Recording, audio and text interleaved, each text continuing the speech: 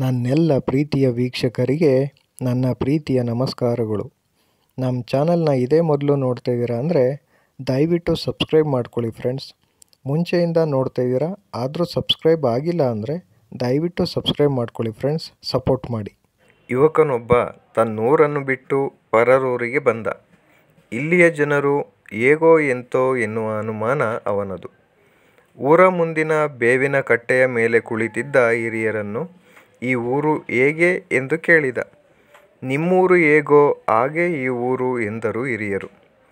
ಯುವಕನಿಗೆ ತುಂಬ ಬೇಸರವಾಗಿ, ಹಾಗಿದ್ದರೆ ನಾನೀ ಊರಲ್ಲಿ ಇರಲಾರೆ ಎಂದು ಹೆಜ್ಜೆ ಹಾಕಲಾರಂಭಿಸಿದ.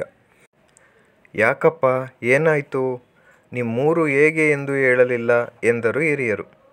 ಹೇಳುವುದೇನಿದೆ, ನಮ್ಮೂರು ಒಳ್ಳೆಯದಾಗಿದ್ದರೆ ನಾನ್ಯಾಕೆ ಊರ ಬಿಟ್ಟು ಬರುತ್ತಿದ್ದೆ? ಅಲ್ಲಿನ ಜನ ತುಂಬ ಕೆಟ್ಟವರು, ಸ್ವಾರ್ಥಿಗಳು, ದುಷ್ಟರು, ಮೋಸಗಾರರು.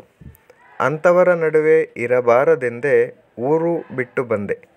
ಈ ಊರು ಅಂಥದ್ದೇ ಎಂದಾಯಿತು. ಇಂಥಲ್ಲಿ ಹೇಗೆ ಇರಲಿ ಎಂದು ವೇಗವಾಗಿ ಹೆಜ್ಜೆ ಹಾಕಲಾರಂಭಿಸಿದ. ಅವನು ಹೋದ ಸ್ವಲ್ಪ ಹೊತ್ತಿನಲ್ಲೇ ಮತ್ತೊಬ್ಬ ಯುವಕ ಬಂದ. ಈ ಊರಿನ ಜನ ಹೇಗೆ ಎಂದ. ಈ ಊರಿನ ಜನರು ನಿಮ್ಮೂರಿನ ಜನರಂತೆಯೇ ಇದ್ದಾರೆ ಎನ್ನುವ ಉತ್ತರ ಬಂತು. ನಾನು ಅಂದುಕೊಂಡದ್ದು ನಿಜವಾಯಿತು ಎಂದು ಯುವಕ ಸಂತೋಷಗೊಂಡ. ಯಾಕಪ್ಪ ನಿನ್ನ ಮುಖ ಅರಳಿದೆ ಎನ್ನಲು, ನಮ್ಮೂರಿನ ಜನರಂತೆ ಮತ್ತೊಬ್ಬರಿಗೆ ಸಹಾಯ ಮಾಡುವ ಪುಣ್ಯಾತ್ಮರು, ನಿಸ್ವಾರ್ಥಿಗಳು, ಸಭ್ಯರು ಇಲ್ಲಿಯೂ ಇದ್ದಾರಲ್ಲ ಎಂದ. ಇಲ್ಲಿಯ ನಿದರ್ಶನ ಎಲ್ಲರಿಗೂ ಪಾಠವಾಗಬೇಕು. ಯಾವಾಗಲೂ ಸಕಾರಾತ್ಮಕ ಚಿಂತನೆ ಇರಬೇಕು. ಎಷ್ಟೋ ಜನರು ನಕಾರಾತ್ಮಕವಾಗಿ ಚಿಂತಿಸುವುದೇ ಹೆಚ್ಚು. ತಾನು ಎನ್ನುವವರಿಗೆ ಬೇರೆಯವರ ದೋಷಗಳೇ ಎದ್ದು ತೋರುವವು.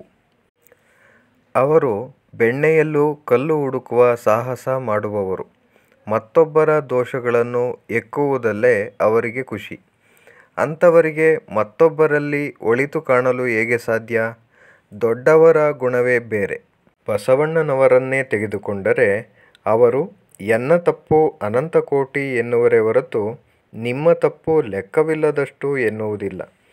ಲೋಕದ ಡೊಂಕನ್ನು ತಿದ್ದುವ ಬದಲು ತಮ್ಮ ಡೊಂಕನ್ನು ತಿದ್ದಿಕೊಳ್ಳಬೇಕು ಎನ್ನುವರು. ಈ ನೆಲೆಯಲ್ಲೇ ಮನಸ್ಸಿನಂತೆ ಮಹಾದೇವ ಎನ್ನುವ ಗಾದೆ ಹುಟ್ಟಿಕೊಂಡಿರಬೇಕು. Thank you for watching friends. Please subscribe my channel.